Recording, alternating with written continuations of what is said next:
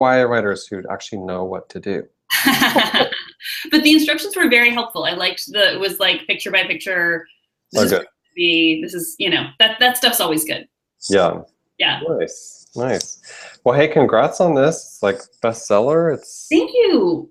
doing It's really well. sort of really fun, and yeah, it's sort of been it's been great. It's been really nice and very surprising and lovely. Yeah. So obviously you didn't write it now when we're having all these political scandals, and I'm presuming you didn't plagiarize any of it from Michelle Obama, right? I mean, not that I'm aware of. Suddenly I'm like, oh God, oh no. Right.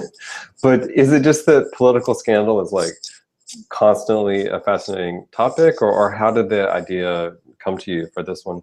It came in a couple different ways. The original spark of the idea happened. I was on book tour in Virginia, and I think I was just at lunch one day and started writing down sort of ideas about what it would be like to grow up sort of in the shadow of politics like that, and the idea of what it would be to sort of always be aware of yourself and sort of grow up always having to measure your words. And we see all the time it becomes news when some governor's 14-year-old son posts something on Facebook, and you're supposed to post stupid stuff on Facebook when you're 14. It's just kind of the way it is. But so I thought it would be fascinating for someone who'd grown up kind of learning to be non-vulnerable and learning to always measure what she says, and then I took that out a few steps and was like, what would this do to her relationships and her friendships and that kind of thing. So I think it was more sort of, I got the inspiration from being in DC, but I've always been fascinated by politicians' children. I think it's sort of a fascinating thing of that you're part of the package, but you didn't really get a say in it. So I've always sort of been interested in that. Yeah, yeah.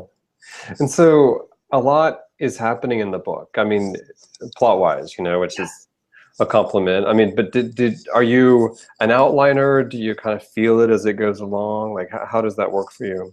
I have a very specific writing process that I wouldn't recommend to anybody. I'm not an outliner. I tend to overwrite my first drafts. Like, I tend to write much more than sort of will ever be in the book, and the book is long enough already, so the first draft is really long. And then my editor and I do a lot of revision. We usually do about 4 complete drafts, just kind of, figuring out what the story is and deepening character stuff. And so I don't outline. My life would be a lot simpler if I did. I write a lot of stuff that never makes it in the book, but it somehow makes it in there in terms of character stuff, in terms of backstory. Like, I'll write a whole scene in the first draft that never makes it in, but then maybe there's a reference to it. I feel like it just deepens the world a little bit and makes it feel a little bit more lived in. I know you said a lot's going on in this book. One thing I was thinking about from the beginning was I wanted it to have a lot going on. Like, I really wanted it to be about family and about friendship and about romance, and all of them to be equally important and all of them to be sort of happening at the same time and driving the story. Because I hadn't really done that before. And I sort of feel like that's kind of what life is all of life sort of happens at once, sort of at the least opportune moment. So I didn't want any of those to sort of take the back seat. I wanted them to all be as important as the next. Yeah, yeah. And so I was interested because our reviewer said something that I think is kind of interesting.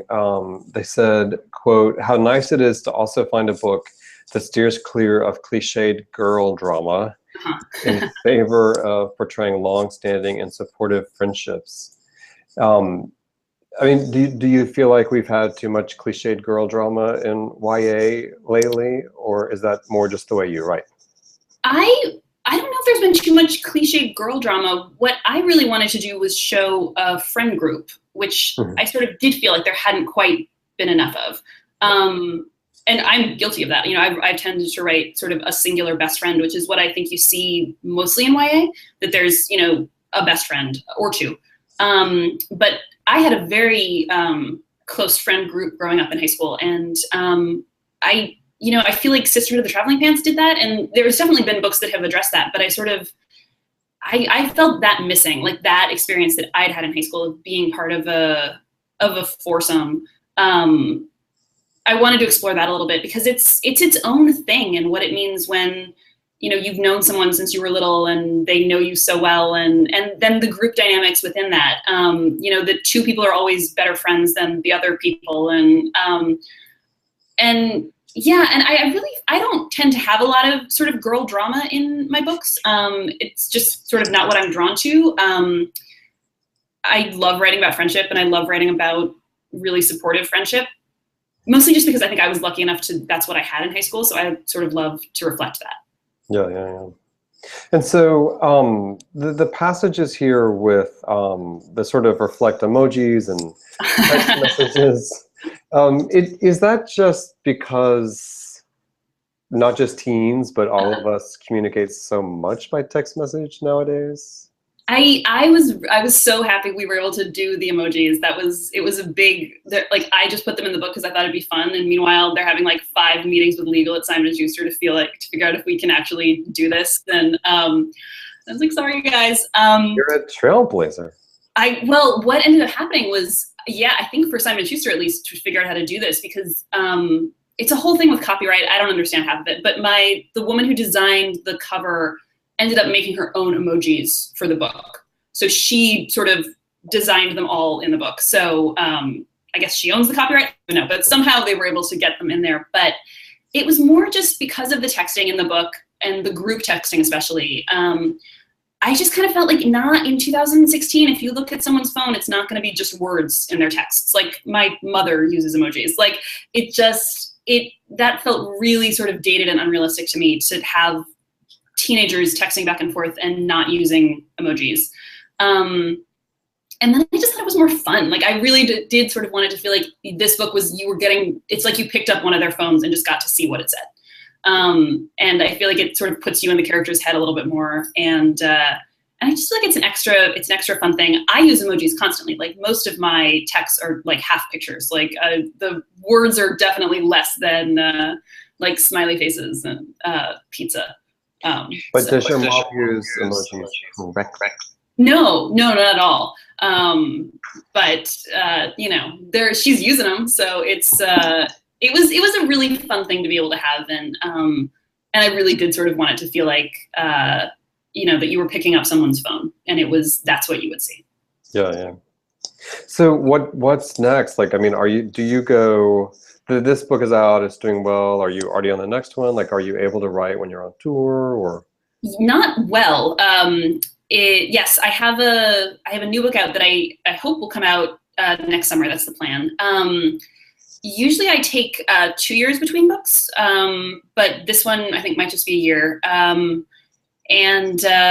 So yeah, so I kind of jumped into it right as I finished the copy edit for Unexpected Everything.